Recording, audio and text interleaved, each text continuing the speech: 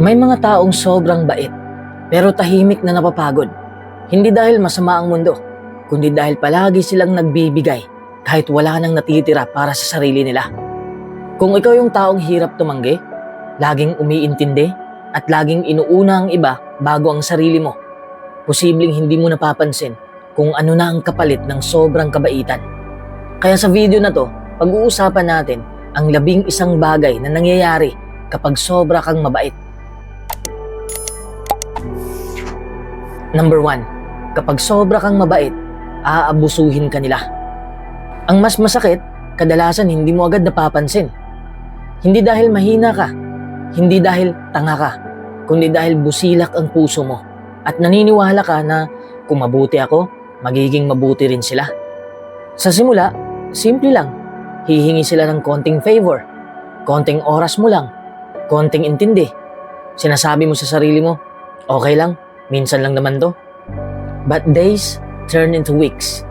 Weeks turn into years. At bago mo pa namalayan, ikaw na ang default na sasalo sa lahat. Ikaw ang laging nandyan. Ikaw ang laging umiintindi. Ikaw ang laging nag-a-adjust. Habang ikaw ay nagbibigay ng nagbibigay, may mga taong natutong kumuha ng kumuha. Hindi dahil masama silang tao sa umpisa, kundi dahil pinayagan mo. Sanay ka kasing magsabi ng okay lang, kahit hindi na okay. Sanay ka kasing ngumiti, kahit durog ka na sa loob. You say yes, kahit gusto mo nang sumigaw ng no. At dito nagsisimula ang abuso. Hindi ito laging sigawan o pananakit. Minsan, tahimik lang itong galaw. Emotional abuse. Ginagawa ka nilang therapist, shock absorber, taga-ayos ng problema nila. Kapag masaya sila, wala silang pakialam sa'yo. Kapag naguguluhan sila, bigla kang mahalaga sa buhay nila. Kapag may kailangan sila, one call away ka. Pero kapag ikaw na ang may kailangan, sinisin lang ang message mo. Hanggang deliver ka lang, hindi ka nire-replyan. Masakit kasi akala mo normal lang yun. Akala mo bahagi lang ng pagiging mabait. But the truth is, kapag wala kang boundaries, tinuturuan mo ang mga tao kung paano ka tratuhin. At kapag palagi mong ipinapakita na kaya mong tiisin ang lahat, may mga taong sisiguraduhin ipapasa nila sa'yo ang bigat. Dumadating sa punto na hindi ka na nire-respeto. Kasi sa mata nila, kaya mo namang tanggapin ang lahat. Hindi ka nila tinatanong kung okay ka lang ba. Kasi sanay silang ikaw ang laging okay. At kahit nasasaktan ka na, pipiliin mo pa rin manahimik dahil ayaw mong maka-offend, ayaw mong makasakit, ayaw mong magbukhang masama. Pero pakinggan mo to, hindi kasalanan ang maging mabait. Ang problema ay kapag nakalimutan mong protektahan ang sarili mo. Kahit sa Bible, malinaw yan. Sabi sa Proverbs 4:23, above all else, guard your heart, for everything you do flows from it. Ibig sabihin, may responsibilidad ka, hindi lang magmahal, kundi magbantay. Hindi sinabi ng Diyos na ibigay mo ang puso mo sa lahat, lalo na sa mga taong paulit-ulit kang sinasaktan. Hindi rin sinabi na kailangan mong isakripisyo ang sarili mo para lang mapanatili ang kapayapaan. At tandaan mo rin ito, Jesus Himself had boundaries. Hindi niya tinulungan ang lahat sa paraang gusto nila. Minsan umalis siya, minsan tumanggi siya, minsan nanahimik siya, at hindi siya naging masamang tao dahil doon. Kaya kung pakiramdam mo inaabuso ka na dahil sa sobrang kabaitan mo, hindi ka nag-iisa. Maraming mabubuting tao ang dumaan dyan. Ang tanong ngayon, hanggang kailan mo hahayaang mangyari? Hindi mo kailangang maging masama para tumigil ang abuso. Kailangan mo lang maging malinaw. Clear boundaries, clear standards, clear self-respect. Dahil ang tunay na kabaitan, hindi nagmumula sa takot na mawala ang iba, kundi sa lakas na piliin din ang sarili mo. Oo, maging mabait ka, pero wag mong hayaang durugin ka ng mundo. Number 2, kapag sobra kang mabait, hindi ka nila re-respetuhin. Ang masakit dito, hindi agad halata. Akala mo okay lang, akala mo pagiging Christ-like lang, akala mo ginagawa mo lang ang tama. Pero habang tumatagal, mapapansin mo na iba na ang trato nila sa'yo. Sa umpisa, sasabihin nila, ang bait mo ah. Kalaunan, pwede bang ikaw na lang? Sanay ka namang gawin yan eh. Hanggang sa dumating sa puntong wala na silang pakialam kung napapagod ka, kung nasasaktan ka, o nauubos ka. Bakit? Because people don't respect kindness that has no boundaries. They respect clarity. They respect strength and self-respect. Kapag lagi kang available, parang libre ka na lang. Kapag hindi ka marunong tumanggi, parang wala kang sariling buhay. Kapag palagi ka lang nag-a-adjust, iisipin nila na trabaho mo yun. Hindi dahil masama ka, hindi dahil mahina ka, kundi dahil tinuruan mo silang okay lang na lampasan ka. Masakit pakinggan, pero totoo, people will treat you the way you allow them to treat you. Kapag sinabi mong okay lang, kahit hindi naman. Kapag ngumiti ka, kahit nasasaktan ka na sa loob. Kapag sinabi mong sige, kahit gusto mong sumigaw ng tama na. Unti-unti mong sinasabi sa mundo na pwede ka nilang baliwalain. At alam mo ang mas masakit? May mga taong nire-respeto ka lang habang may napapala sila sa'yo. But the moment na mag-set ka ng boundary, bigla kang tatawaging, nagbago ka? Ang selfish mo na? Hindi ka na tulad ng dati? But listen carefully, hindi ka nagbago. Natuto ka lang. Even the Bible is clear about this. Let your yes be yes, and your no, no. According to Matthew 5:37. Ibig sabihin, malinaw, hindi pa ikot-ikot, hindi pilit. Ang respeto nagsisimula sa firmness. At isa pa, Proverbs 29:25. The fear of man brings a snare, but whoever trusts in the Lord shall be safe. Kapag mas iniisip mo ang sasabihin ng tao kaysa sa katotohanan, nakatali ka. Pero kapag natuto kang tumayo, kahit manginig ka pa, malaya ka. Hindi kasalanan ng maging mabait, pero kasalanan sa sarili mo kung hinahayaan mong tapakan ka. Jesus was kind, but he flipped tables, right? Jesus loved people, but he walked away from those who disrespected truth. Hindi siya people pleaser. He was purpose-driven. So kung nararamdaman mo ngayon na parang hindi ka nire-respeto, tanungin mo ang sarili mo. Saan ka huling tumahimik kahit dapat nagsalita ka? Saan ka huling nag-oo kahit dapat hindi? Because respect starts when you stop betraying yourself. Number 3, kapag sobra kang mabait, hindi ka nila priority. Mas masakit to kaysa sa inaakala mo kasi unti-unti itong nangyayari. Hindi biglaan. Walang announcement. Isang araw, mapapansin mo na lang, ikaw na naman ang nag-a-adjust.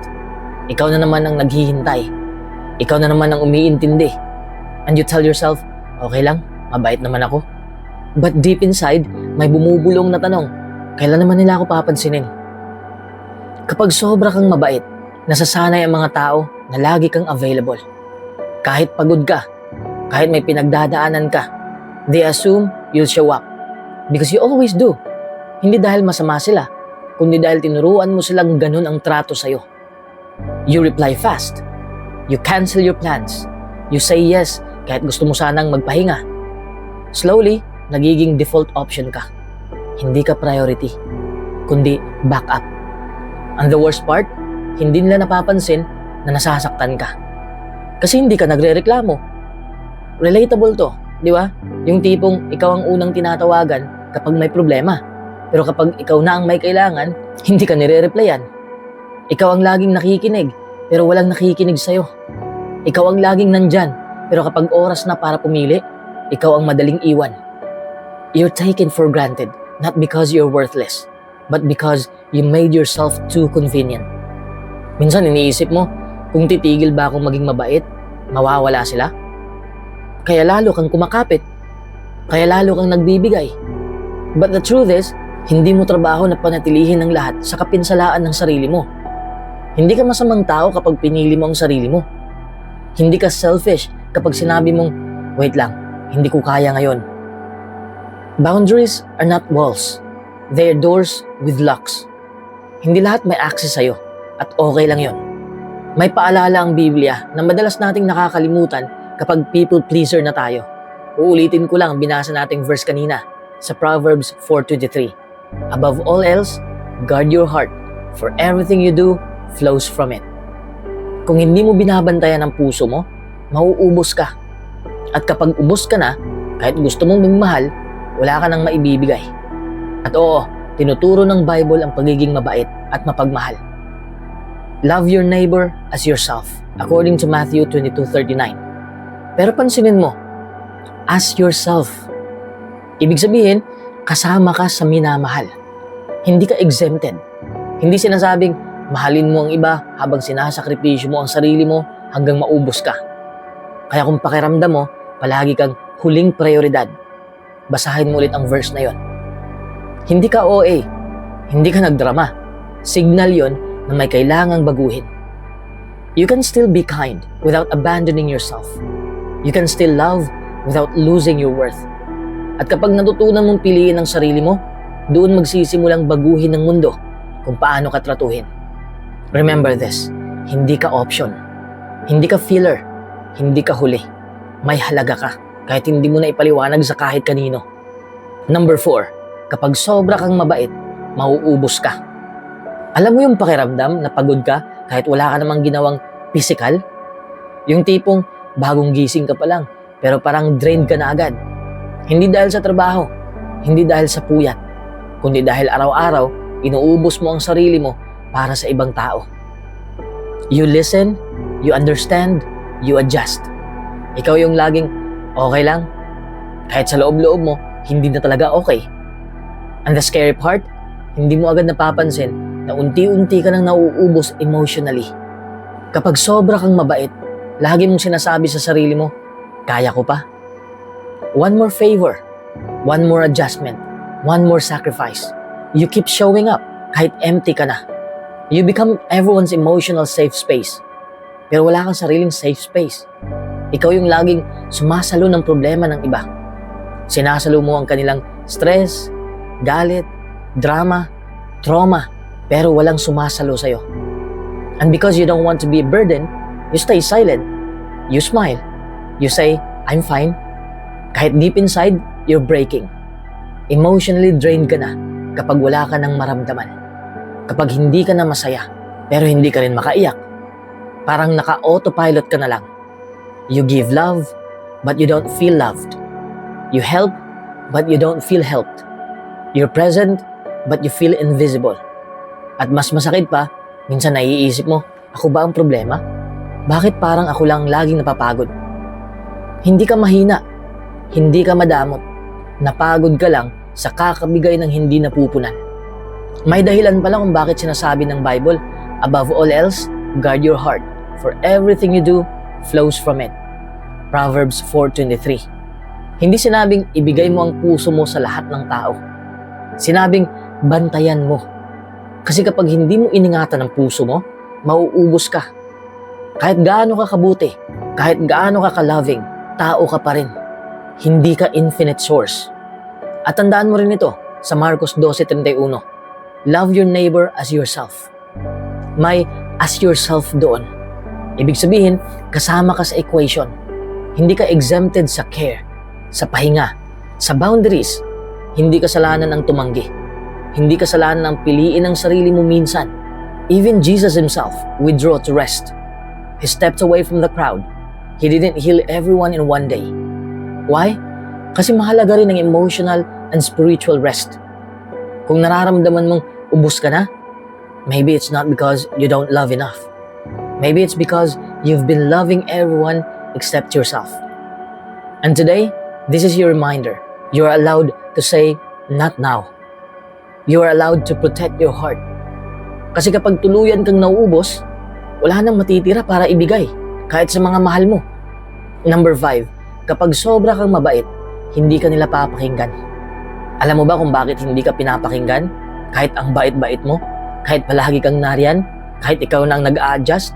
Hindi dahil wala kang sense, hindi dahil mali ka, kundi dahil nasobrahan ka sa pagiging available. Kapag sobra kang mabait, nasasanay ang mga tao na okay ka lang palagi. Kahit may nararamdaman ka, kahit may mali, kahit nasasaktan ka na, tahimik ka, ngumingiti ka pa. So sa isip nila, ayos lang siya. Hanggang sa dumating yung punto na nagsalita ka na, pero wala na silang pakialam o wala na silang ganang makinig. Masakit to, pero totoo. People listen to those who know when to stop talking and when to stand their ground. Kung lagi ka lang sumang-ayon, kung lagi ka lang kahit ako na lang, kung lagi kang okay lang, unti-unting nawawala ang bigat ng boses mo. You become background noise. Andyan ka nga, pero hindi ka naririnig. Minsan nagsasalita ka, pero ini-interrupt ka. Minsan nag-i-explain ka, pero pinapalitan agad ng topic. Minsan nag-o-open up ka, pero sasabihin lang, hayaan mo na. At doon ka mapapatanong sa sarili mo, may halaga pa ba ang sinasabi ko? Invisible na ba ako? Hindi ka mahina. Napagod ka lang maging mabait sa maling paraan. You taught people how to treat you by always letting things slide. Palagi ko na itong sinasabi sa ibang videos natin. Sabi sa Biblia, sa Matthew 5:37, let your yes be yes, and your no, no. Ibig sabihin, may power ang boundaries. May authority ang taong marunong magsabi ng hindi. Hindi lahat ng mabait ay pinapakinggan, pero ang taong may paninindigan, talagang pinakikinggan. At isa pa, malinaw din ang paalala sa speak up for those who cannot speak for themselves. Proverbs 31:8. Kasama ka doon. Kung hindi mo ipagtatanggol ang sarili mo, huwag kang magulat kung walang ibang gagawa nito para sa'yo. Hindi mo kailangang sumigaw para pakinggan. Kailangan mo lang tumigil sa pagiging doormat. The moment na nagsimula kang mag-set ng boundaries, may mga taong lalayo, may magtatampo, may magsasabing nagbago ka. Pero ang totoo, doon ka palang nagsisimulang respetuhin. Hindi ka isinilang para maging tahimik na tagasalo ng problema ng iba. May boses ka, may halaga ang sinasabi mo.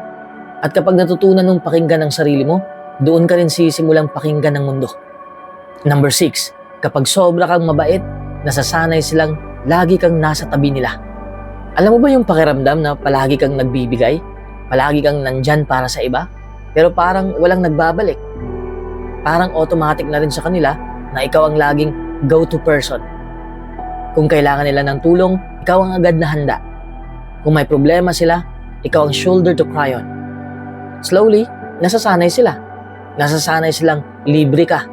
Hindi lang sa oras mo, kundi pati sa effort mo, sa atensyon mo, at sa pagmamahal mo. Imagine mo, kapag biglang sinabi mong, hindi ako pwede ngayon, o kailangan ko rin ng tulong, bigla silang magulat. Parang hindi nila alam na meron kang limit. Parang automatic na sa kanila na ikaw ang nagbibigay at wala silang habit na mag-adjust o mag-effort para sa'yo.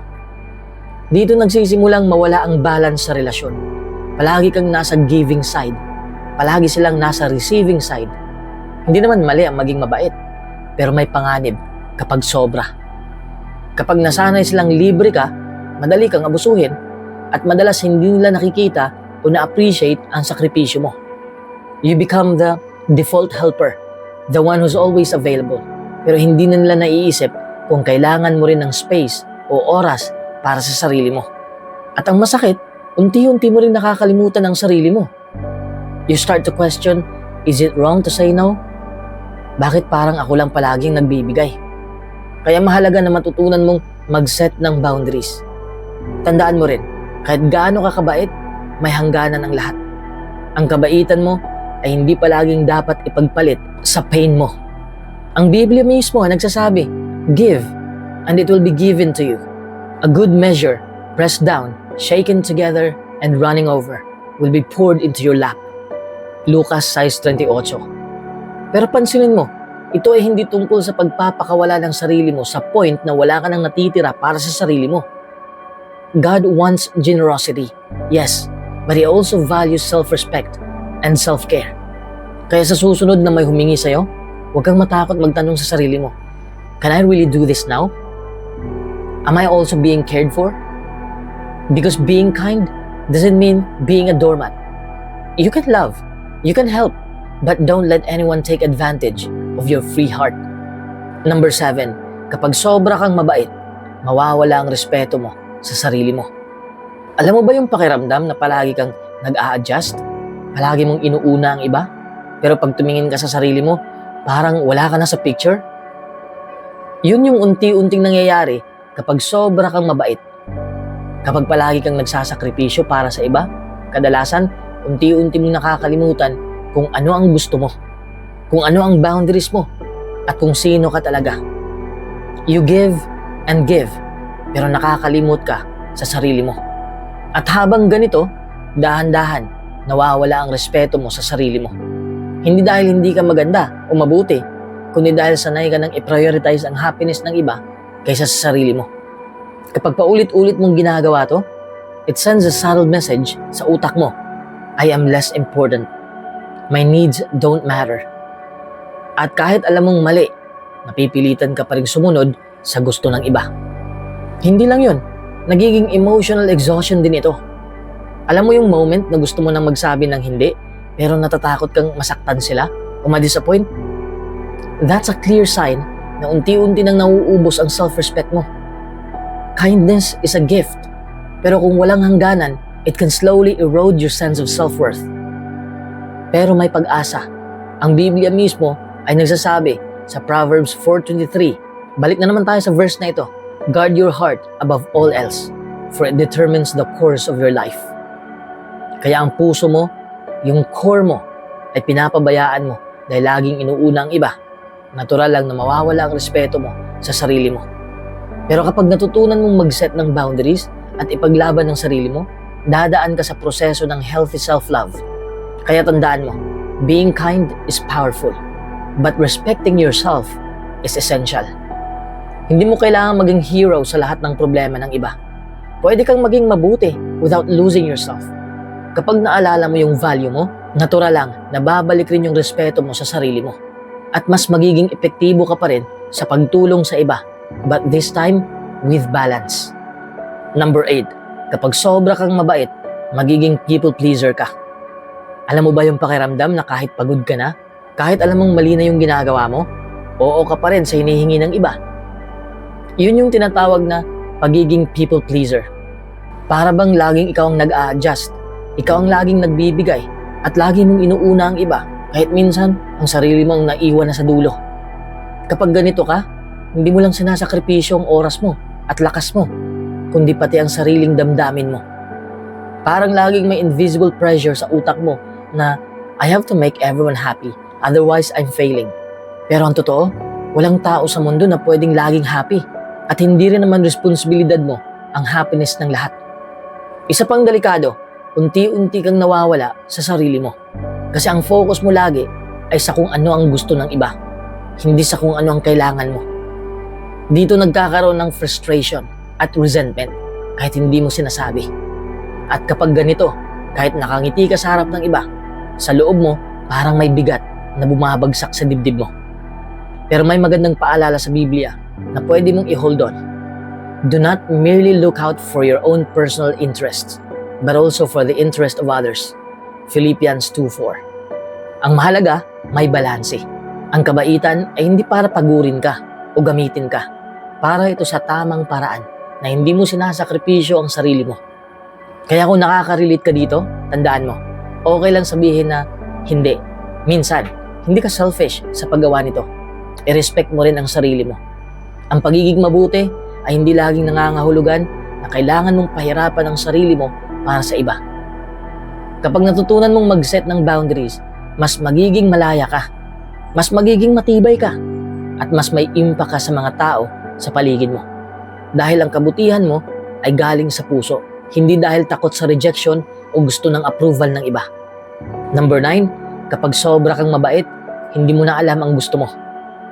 Alam mo yon, yung pakiramdam na kahit buong puso kang nagbibigay, parang unti-unti, nawawala ka na sa sarili mo. Parang ang dami mong ginagawa para sa iba, pero hindi mo na maalala kung ano talaga ang gusto mo para sa sarili mo. You wake up one day, tapos tanong mo sa sarili mo, wait, ano ba talaga ang gusto ko? Ano ba ang happiness ko? Dahil sanay ka nang inuuna ang lahat, ang sarili mo na lang ang naiwan sa dulo. Kapag lagi mong inuuhan ang request ng iba, sa favors, sa expectations nila, unti-unti, nagiging blurred ang boundaries mo. Hindi mo na alam kung ang decision mo ba ay para sa sarili mo o para lang maging okay ang lahat. Parang nagiging robot ka na. Paulit-ulit na ginagawa ang gusto ng iba. Tapos nakakalimutan mo na yung simpleng mga bagay na nagpapasaya sa'yo. This is where the struggle gets real. Ang puso mo gusto ring magbigay. Pero ang isip mo nagsasabing, wait, what about me? Yun yung moment na pwede kang ma-frustrate, mag-overthink, at mawala ng confidence sa sariling choices. Kapag palagi mong inuuna ang iba, nagiging normal na i-ignore mo ang sarili mo. Eventually, you start questioning yourself. Am I doing the right thing? Am I happy with this? Pero hindi mo kailangang masyadong mag-guilt sa sarili mo. May Bible verse na perfect reminder dito. Sa Galatians 6:4, sinasabi, each one should test their own actions. Then they can take pride in themselves alone without comparing themselves to someone else. Ibig sabihin, okay lang na i-prioritize ang sarili mo. Nasuriyan ang actions mo at alamin kung ano talaga ang tama at nakakapagpasaya sa'yo. Hindi selfish ang magkaroon ng gusto mo. Hindi selfish ang mag-set ng limits. Kaya kung napapansin mo na hindi mo na alam ang gusto mo, take it as a signal. Pause, reflect, at tanungin mo ang sarili mo. Ano ba talaga ang priorities ko? Ano ba ang nagpapasaya sa puso ko? Kapag natutunan mong ibalanse ang kabaitan sa sarili mong happiness, doon ka magsisimulang makaramdam ng peace, fulfillment, at tunay na joy. Dahil hindi mo lang inaalagaan ang iba, inaalagaan mo rin ang sarili mo. Number 10, kapag sobra kang mabait, napagkakamalan kang mahina. Alam mo ba, minsan kahit sobrang bait mo, may mga tao pa rin nagkakamali ng isip tungkol sa'yo. Nakikita ka nila na palaging handang tumulong, hindi tumatanggi, at laging nandyan para sa kanila. Kaya sa kanilang pananaw, akala nila mahina ka. Parang ang kabutihan mo, isang weakness sa mata nila. Pero sa totoo lang, ang pagiging mabait mo ay hindi kahinaan. Ito ay strength. Pero hindi lahat nakaka-appreciate nito. Kapag sobrang gentle at accommodating ka, may tendency ang ibang tao na abusuhin yon. Sa simula, hindi mo napapansin kasi natural lang sa'yo ang magbigay at mag-adjust. Pero unti-unti, makikita mo na ginagamit ka na nila bilang go-to person para sa lahat ng problema nila. Kahit hindi ka naman obligated. At kapag sinubukan mong iparating ang opinion mo o magtakda ng boundary, nagulat sila. At doon na nagkakaroon ng perception na, mahina pala siya. Ang irony, kahit palagi kang nagbibigay ng support, ng respeto at pagmamahal, parang hindi nila nakikita ang inner strength mo, ang tibay ng puso mo, na kahit paulit-ulit na sinasamantala ka, pinipili mo pa rin na tumulong sa tamang paraan. Parang nakakalito, di ba? Pero ito ang reality. Kapag sobra kang mabait, kailangan mong maging malinaw sa sarili mo kung saan nagtatapos ang kindness at nagsisimula ang self-respect mo. At sa Biblia, may magandang paalala si Jesus. Do not be overcome by evil, but overcome evil with good. Roma 12:21. Ibig sabihin, ang kabutihan mo ay hindi weakness. Ito ang sandata mo para labanan ang kasamaan. Hindi para maging stepping stone sa mga taong walang respeto. Kaya kung nakaka-relate ka dito, tandaan mo, hindi mo kailangang patunayan sa kanila na malakas ka. Ang totoong lakas mo, nakikita sa choices mo. Sa kung paano ka magpapatuloy sa pagiging mabait without letting others take advantage of you. Dito mo talaga mararamdaman ang empowerment. Malakas ka dahil marunong kang magmahal, pero marunong ka rin protektahan ang sarili mo. Number 11, kapag sobra kang mabait, takot ka na rin tumanggi. Alam mo yung pakiramdam na gusto mo sanang sabihin ng hindi, pero hindi mo magawa? Parang may invisible na chain na humahawak sa'yo at pinipilit kang mag-yes sa lahat ng hiling ng ibang tao. You know, deep inside, na kapag tumanggi ka, baka ma-offend sila. Baka magalit o baka isipin nilang selfish ka. Kaya kahit pagod ka na, kahit sobrang busy mo, kahit alam mo na hindi mo kaya, yes ka pa rin. Itong takot na tumanggi, hindi lang basta hindi ka marunong mag-reject. Ito ay fear. Fear na mawala ng approval. Fear na masaktan ang feelings ng iba.